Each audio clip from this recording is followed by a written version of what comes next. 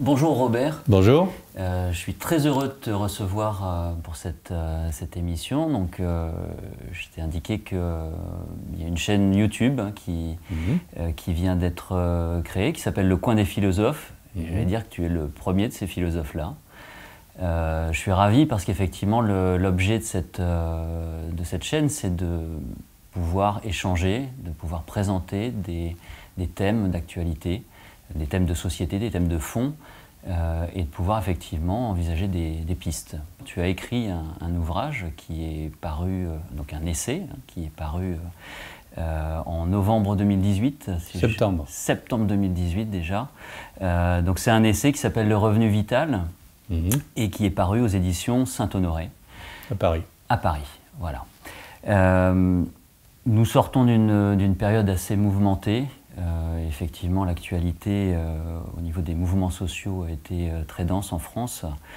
Ce livre apporte une analyse, à mon sens, et une réponse de fond à une impasse.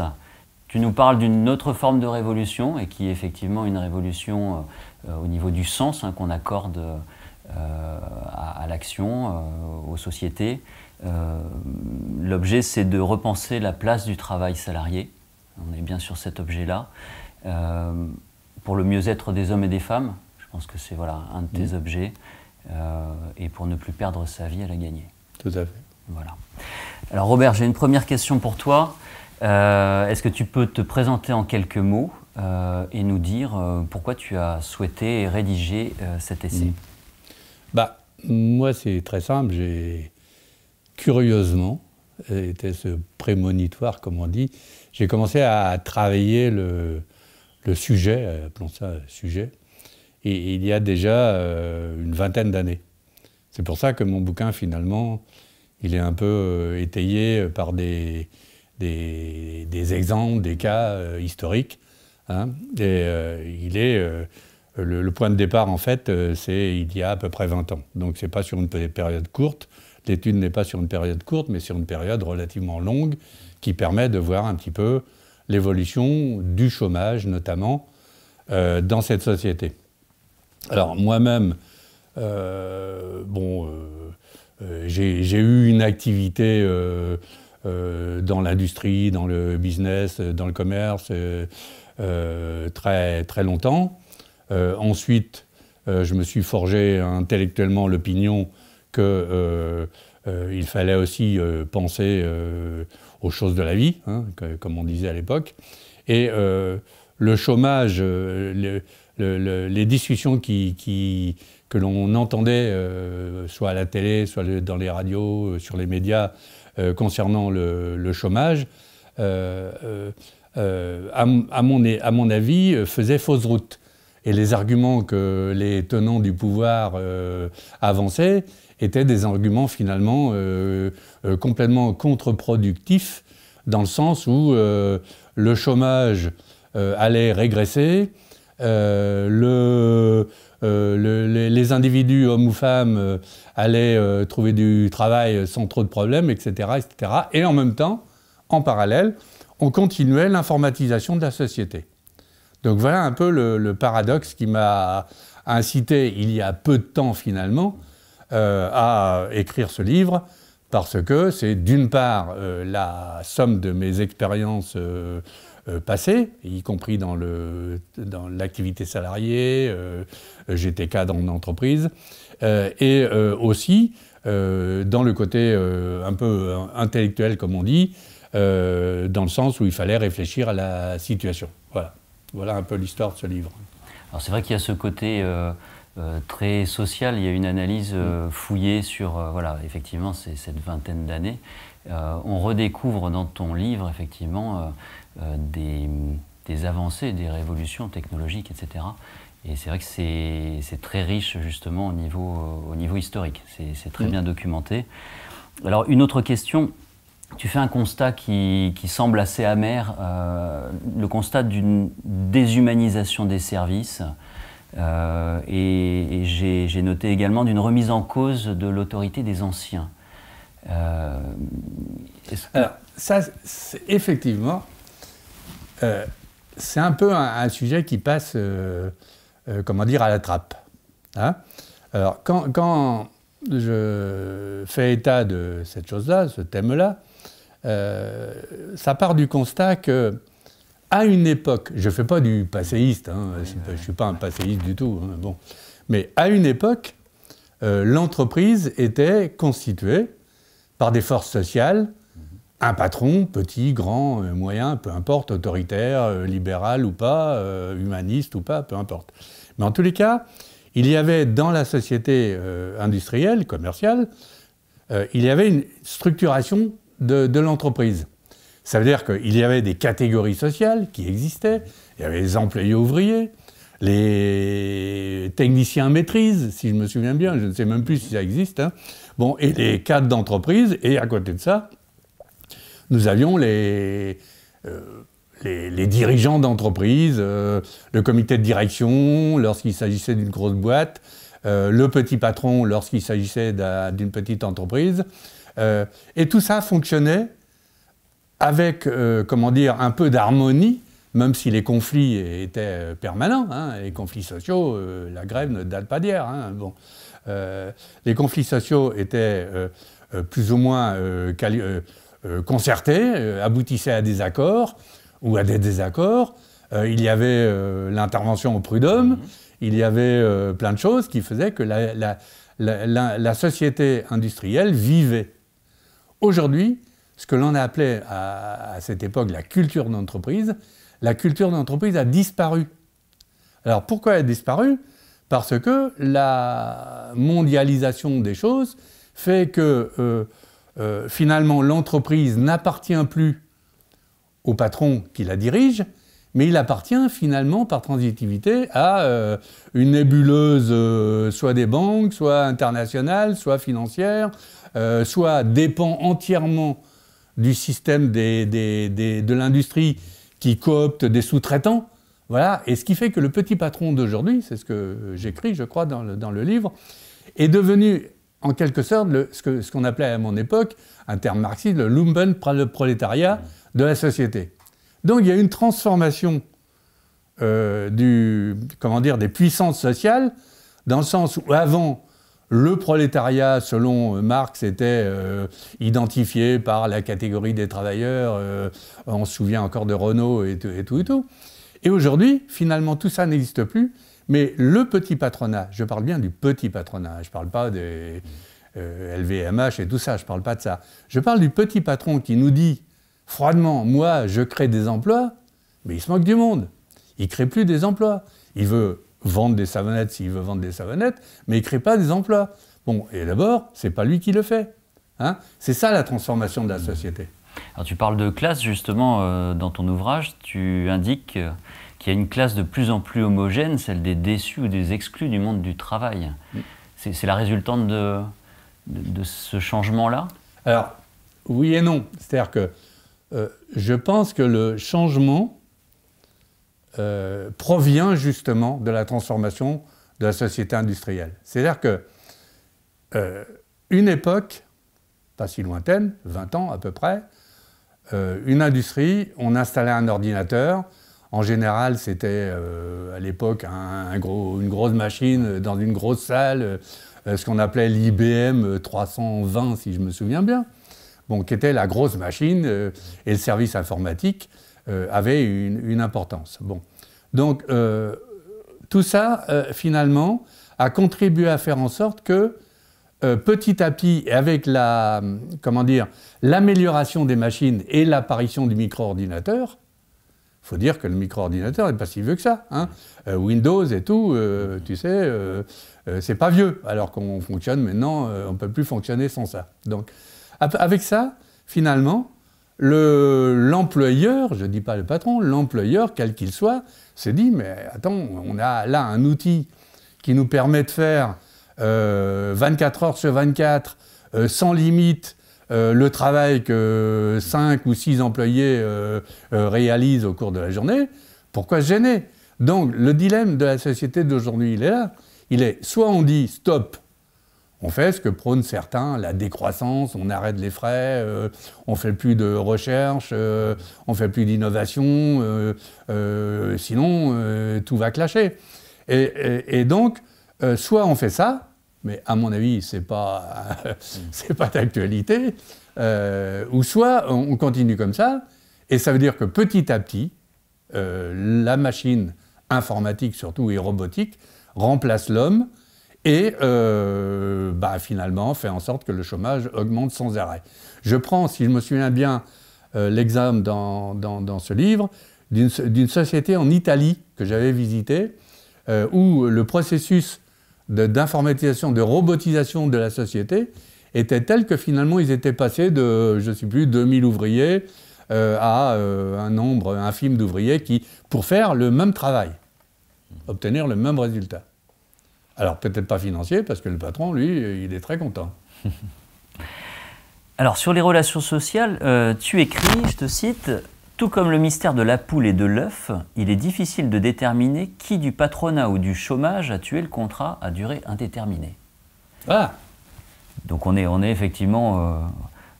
Alors est-ce que tu peux maintenant nous parler peut-être plus directement de ton essai, de cette offre de vie, donc le revenu vital, c'est comme ça que tu le présentes, une offre de vie, je te cite également, une révolution intellectuelle pour changer la vie. Est-ce que tu peux nous présenter, voilà, plus directement Alors, oui, parce que, en fait, ce titre, Revenu vital, je l'ai choisi il y a une vingtaine d'années. Bon. À l'époque, le thème de comment faire en sorte que les gens vivent un peu normalement dans la société moderne n'était pas trop d'actualité. Bon, il s'avère qu'avec l'évolution du chômage et l'informatisation et la robotisation croissante, ce qui paraît normal dans cette société-là,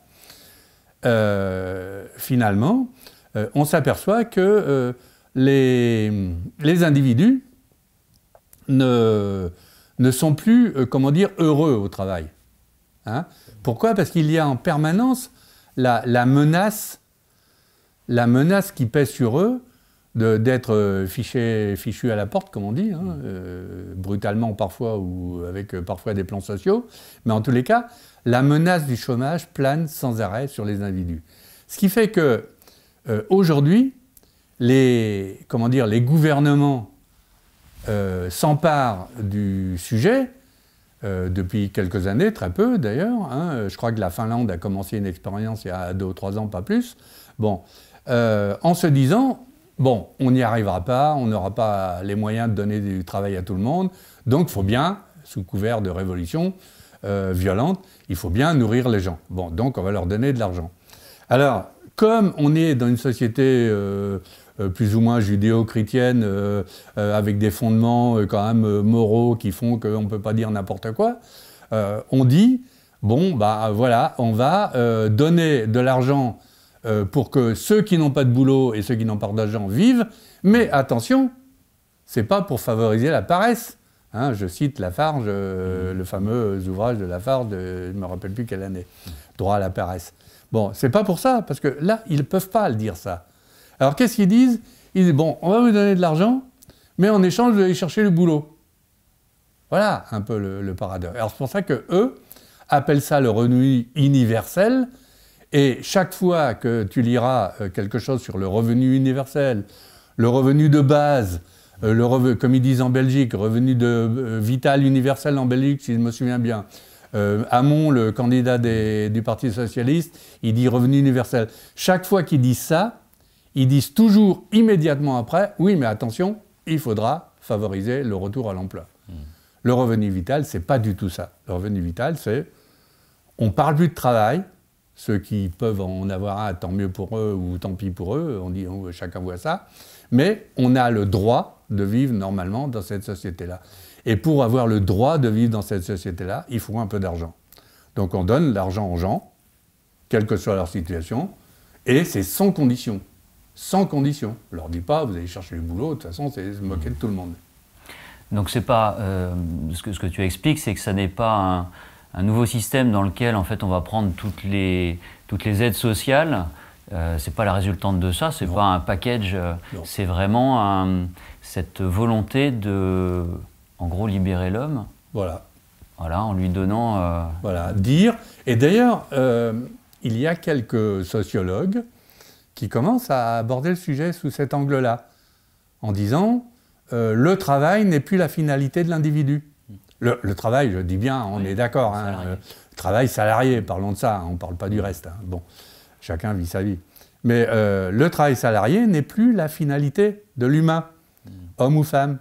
Donc, à partir de là, trouvons des moyens de vivre heureux dans cette société-là, et un revenu vital, gardons le terme, peut permettre ça. C'est-à-dire que l'individu détaché de la recherche d'emploi et de la contrainte de l'emploi peut vivre heureux à condition qu'on décomplexe le système. D'accord. Donc c'est revenu vital contre salaire de la peur. Si on veut. Si on veut. Des robots au service de l'homme, tu penses que les robots, le travail des robots finalement, peut permettre justement de générer cette richesse à redistribuer à l'humain? Oui, d'ailleurs, on voit dans... Alors là, on parle des robots, donc c'est un peu différent. Mais enfin, ça participe de la société informatisée, à outrance. Hein. Donc le robot, on voit bien dans quelques pans de la société aujourd'hui, notamment au travers des recherches sur la robotique dans les maisons de retraite, auprès des vieux autonomes ou non autonomes, etc. Le robot peut rendre des services parce que, effectivement, il a au moins un avantage selon moi, c'est qu'il ne fait pas comme en Allemagne, le robot, il ne donne pas des boulots, des sous-boulots, j'appelle ça des sous-emplois aux individus, sous prétexte qu'ils doivent travailler, mal payés bien entendu, dans des secteurs finalement qui n'ont aucun intérêt pour l'individu lui-même. C'est-à-dire que quel est l'intérêt d'aller, pour un individu quelconque, d'aller, je sais pas moi, balayer les rues, voilà, pour les autres, hein, pas pour soi. Voilà, donc c'est ça les robots. Alors l'informatique, c'est autre chose. L'informatique, c'est... les robots sont bien sûr informatisés, mais l'informatique, c'est, dans la société industrielle, prendre les emplois et finalement, petit à petit, éjecter l'individu. D'accord. Donc le progrès au service de l'homme. Voilà, on est là. Progrès, ouais. On est dans cette droite lignée du transhumanisme, de voilà. D'ailleurs, ce serait un peu délicat pour quiconque, d'ailleurs, et c'est pour ça que moi je ne m'aventure pas là-dessus. Ce serait quiconque d'aller dire, bah, attendez, on va arrêter les robots, on va arrêter le progrès, mais bon, au nom de quoi? Dès lors que l'on puisse trouver des solutions pour que les gens vivent heureux autrement. Le problème, c'est un problème psychologique. Il va falloir que les gens intègrent l'idée qu'ils peuvent être heureux en dehors du boulot salarié, en dehors du travail salarié.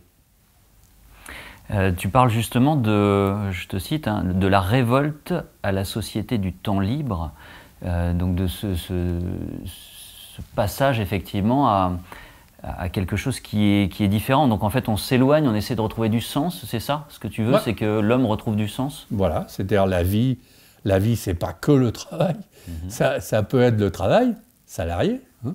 Ça peut être ça, voilà, mais ça peut ne pas être ça aussi. Il y a des emplois qui sont extrêmement intéressants, extrêmement valorisants dans la société actuelle. Et bon, bah, bien entendu. Mais c'est toute cette recherche-là qu'il faut creuser. D'accord. Mais tu sais que c'est extrêmement choquant pour des étudiants. J'ai eu des étudiants, j'avais une classe de 35 étudiants, et j'ai mis cette question-là sur la table en début de cours, et je leur dis, si demain, je vous donne la même somme d'argent, là vous savez pourquoi vous êtes là, vous voulez un job, vous voulez une maison, etc. Et dans des projets, si je vous donne la même somme d'argent, et que tout le monde a la même somme d'argent, c'est quelque chose qui vous trouble? Alors là, effectivement, j'en ai qui lèvent la main, bah, oui, mais justement, si je fais des études, c'est pour gagner plus, etc. Donc en fait, voilà, on avait cette réaction-là. Et il y en a un qui me dit, mais en fait, donc on pourrait faire ce qu'on veut? Ben, je dis oui, vous pouvez vous engager dans l'associatif, le caritatif, etc. Vous pouvez utiliser votre argent pour en gagner plus. Libre à vous, mais effectivement, libre à vous. C'est bien cette liberté. C'est tout à fait ça, c'est tout à fait ça. On est parfaitement dans le sujet. D'ailleurs, il ne faut pas se leurrer, la société marchande est tellement perfectionnée qu'elle va s'emparer du projet. La société du tourisme s'est développée sur le fait que les retraités commençaient à avoir un peu d'argent. La société du tourisme et de l'hôtellerie s'est développée et des voyages s'est développée sur le salarié, en fait, le revenu que procurait le travail aux individus. À partir de là, on a inventé Tourisme et Travail, la fameuse nébuleuse de la CGT il y a très longtemps, qui est aujourd'hui disparue, qui offrait des vacances de rêve pour un coût minime à quiconque avait envie de s'échapper aux Seychelles ou ailleurs. Alors, est-ce que tu peux justement nous parler de droit? Parce qu'effectivement, on est en train de dire que quelque part, c'est quelque chose d'extrêmement innovant. Dans ton essai, tu parles effectivement de ce nouveau droit et tu traces une certaine filiation entre des conquêtes, droit à l'avortement, les 35 heures. Donc effectivement, tu places ce revenu vital avec cette forme de droit. Ouais. Est-ce que tu peux nous en dire un petit peu plus? Je crois que la période, ne remontons pas trop loin, la période est marquée par ce qu'on appelle des avancées sociales, des acquis sociaux qui permettent aux individus de vivre autrement et de changer de période. Bon, naturellement, la plus connue, c'est 36, avec les congés payés, etc. Ensuite, il y a eu l'après-guerre 44, 45. 45, là où on obtient la 4e semaine de congés payés, si je me souviens bien. La sécurité sociale, plein de choses, la reconnaissance des syndicats dans les entreprises. Voilà. Ensuite, alors, curieusement, il y a les 35 heures. 35 heures qui devaient produire du temps libre, le partage du travail, comme disait la CFDT à l'époque, réduisant le temps de travail pour que le travail revienne à tout le monde. C'était un peu la philosophie. 32 heures, la CFDT 32 à heures, l'époque. disait la CFDT. Bon, on s'est arrêté aux 35 heures. Martine Aubry. Alors, voilà des étapes, si j'ose dire, dans la vie de notre pays, vie sociale de notre pays. Et depuis, plus rien. Plus rien. Alors, je ne parle pas des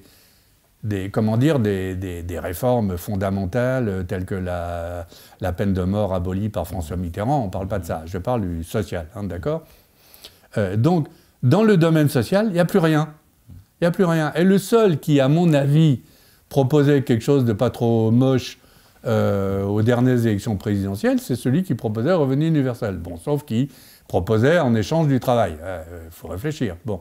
Mais néanmoins, on commence à mettre les pieds dedans.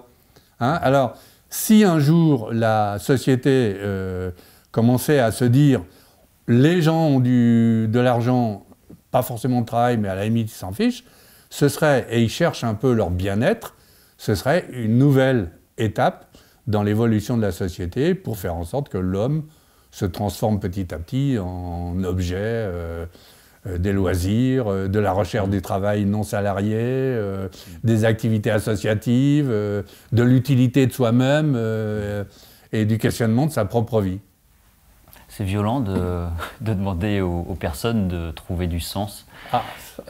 Pour un jeune, entre guillemets, c'est vrai que pour un retraité, cette question se pose, qu'est-ce que je vais faire de mon temps?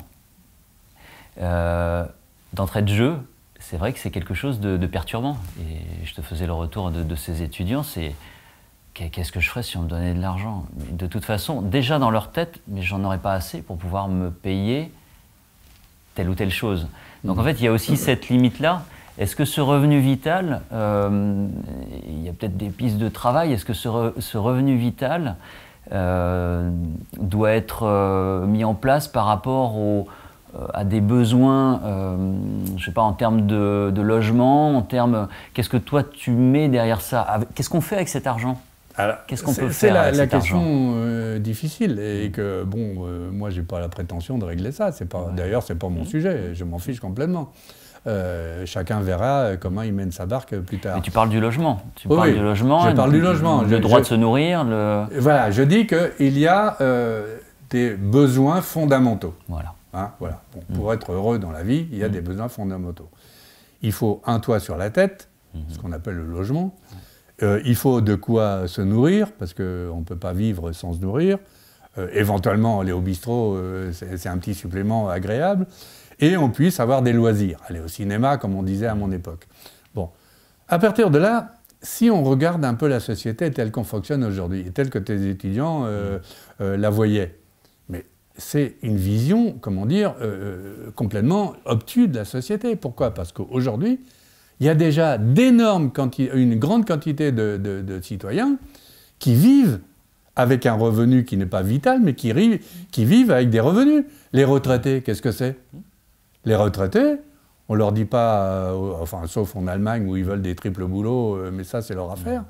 On ne leur dit pas aujourd'hui aux retraités, attention les gars, ou les femmes, vous allez travailler en échange de votre rente. Ben non, les retraités, c'est des gens qui touchent un revenu à vie. À vie. Et encore, même leur conjoint survivant touche ce qu'on appelle la pension de réversion quand ils meurent. Alors, vous voyez. Hein. Donc la retraite pour tous. Non, surtout pas. Non. Je prenais ça comme exemple, finalement, pour me démontrer que l'on peut vivre sans complexe, parce qu'il y a effectivement des retraités, une frange des retraités qui disent « Ah, j'aimerais bien le temps de mon travail, etc. J'aimerais bien revenir en arrière. » Bon. Mais il y a d'autres qui disent, moi, écoute, je ne veux pas revenir en arrière, je suis très bien comme ça, j'ai une petite rente, je vais au cinéma, je vais en vacances, je prends le temps de vivre, etc., etc. Chacun trouve ses activités. D'accord. Les étudiants, par contre, excuse-moi, les étudiants, à mon avis, il faut qu'ils bossent. Il faut qu'ils apprennent. Il faut qu'ils apprennent, qu'ils se fassent une grosse tête. Pourquoi? Parce que la société est complexe. Et ceux qui n'auront pas les capacités intellectuelles de comprendre où ils vont dans la vie, ben là, à mon avis, ils seront mal. Il faut pouvoir ingérer l'idée, et ça, c'est l'éducation. Ingérer l'idée que finalement, le travail salarié, ce n'est pas une finalité en soi. Se construire pour déconstruire. Voilà, si on veut. Ouais. Alors, les difficultés pour mettre en place ce revenu vital, est-ce que tu penses que justement, les syndicats ouvriers, tu en parles dans ton ouvrage, tu dis, voilà, les promoteurs du revenu vital ne pourront probablement pas compter sur le poids des organisations syndicales ouvrières. Est-ce que tu peux nous en dire un peu plus? Alors, ça, c'est le problème de la fin, enfin le paradoxe. Plus le chômage augmente dans la société, plus des individus sont en dehors du travail, de l'activité salariée. Or, les syndicats, les organisations syndicales en France tout au moins, aujourd'hui sont essentiellement orientées sur la défense des avantages des salariés. Alors, c'est logique, hein, pas besoin d'être mathématicien pour comprendre ça. Plus le chômage augmente, moins il y a d'ouvriers et moins il y a besoin de syndicats. D'ailleurs, les syndicalistes eux-mêmes sont touchés parfois par le chômage. Parfois, ce sont les premiers virés d'ailleurs, hein, les délégués syndicaux. Voilà. Donc, plus il y aura de chômage, moins il y aura besoin de quantité de syndicats. Je ne parle pas d'associations. Les associations, d'ailleurs un syndicat c'est une association. Hein. Bon, les associations auront inévitablement la nécessité de s'adapter, les syndicats aussi. Alors, sous quelle forme, je n'en sais rien. Moi, je ne suis pas devin, et puis d'ailleurs, ce n'est pas mon boulot.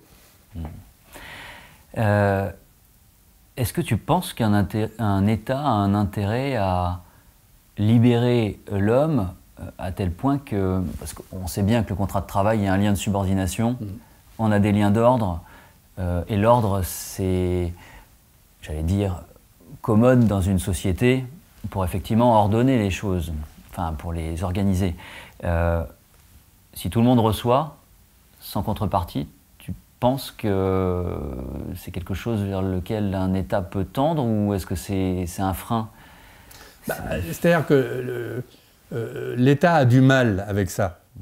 L'État a du mal, pourquoi? Parce que d'abord les élus, ils sont élus, c'est une oligarchie qui prend le pouvoir et qui finalement oublie pendant 5 ans ou 4 ans, le temps du mandat, un peu les intérêts de ceux qui sont censés les avoir élus. Bon.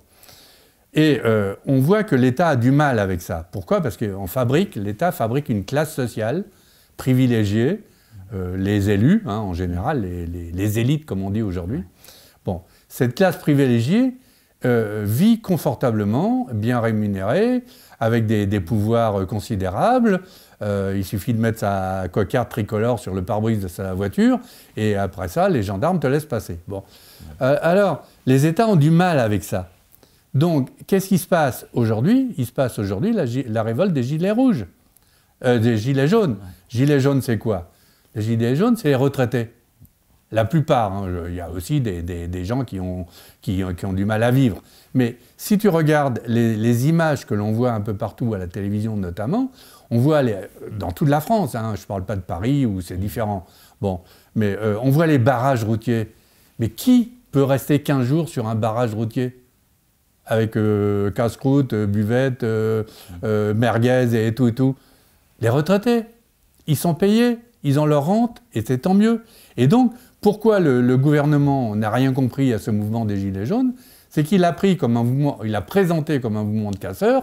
Or, c'est un mouvement de gens aujourd'hui qui ne veulent pas se laisser faire et qui, à la différence d'auparavant, ne sont pas des grévistes typiques que l'État a l'habitude de gérer, c'est-à-dire des gens, on se dit, allez, 3 jours de grève, ils n'auront plus de fric, ils vont rentrer au boulot, à la maison. Voilà, là, ce n'est pas le cas. Donc l'État a du mal avec ça. Pourquoi? Avoir de l'argent et des gens libres, ça pose des problèmes. Ça pose des problèmes parce qu'à partir de là, on les tient avec quoi? Une dernière petite question. Qu'est-ce que tu établis comme lien entre revenu vital et nos principes, liberté, égalité, fraternité? C'est-à-dire que, alors là, justement, tu abordes un peu l'ouvrage sur lequel je suis en train de travailler actuellement, qui je pense sortira début de l'année prochaine. Je dis révoltez-vous. Alors, c'est un peu facile, hein, c'est dans la lignée de Indignez-vous de Stéphane Hessel, que tout le monde connaît, vendu à 4 millions d'exemplaires. Donc, moi, je ne pars pas de la résistance. Stéphane Hessel part dans son constat qu'il faut s'indigner de la résistance du CNR à l'issue de la Seconde Guerre mondiale. Donc, pour moi, la période de notre génération qui commence, c'est la période mai 68. Bon. Donc, à partir de là, mai 68 a déclenché des phénomènes qui provoquent depuis, moi j'appelle ça la grande révolte, et qui provoquent des révoltes secondaires, mais de grande importance, hein, secondaire au sens moins importante que la grande révolte. Et finalement, dans ces révoltes-là, on constate que les individus s'attachent de plus en plus aux valeurs de la République. Alors, quand on entend les manifestations, on dit, alors la liberté, c'est un peu moins, hein, bon, mais on réclame l'égalité. On réclame l'égalité. Tu entends les manifestants d'aujourd'hui, gilets jaunes, femmes, etc., les mouvements de femmes réclament l'égalité homme-femme. Bon, l'égalité. La fraternité, pour l'instant, c'est un petit peu battu en brèche parce qu'on s'aperçoit que les individus ne sont pas très fraternels, y compris avec les migrants qui déboulent contre leur gré, très souvent, à la suite des guerres que nos pays provoquent d'ailleurs. Mais enfin, voilà, la filiation mai 68, c'est liberté plus la République, liberté, égalité, fraternité, sachant que, à mon avis, de 3 concepts, aujourd'hui, l'égalité est le plus demandée, recherchée. Très bien. Voilà. Écoute Robert, un grand merci voilà, d'avoir accepté cette interview. Avec plaisir. Et voilà, vous pouvez effectivement acheter cet ouvrage. On peut donc il est disponible Fnac, partout. Alors, Fnac, il n'est pas bien entendu en dépôt dans toutes les FNAC de France et de Navarre, malheureusement. Mais bon, si vous allez à Fnac, ils vous le commanderont s'ils l'ont pas en dépôt. Ou dans une librairie, il est aussi dans les réseaux. Voilà, je compte beaucoup sur les débats actuels. La Belgique réfléchit beaucoup. La Belgique réfléchit beaucoup aux revenus qu'elle peut attribuer aux citoyens belges. Je pense que l'histoire ne fait que commencer parce qu'il y aura de nombreux débats. Alors voilà.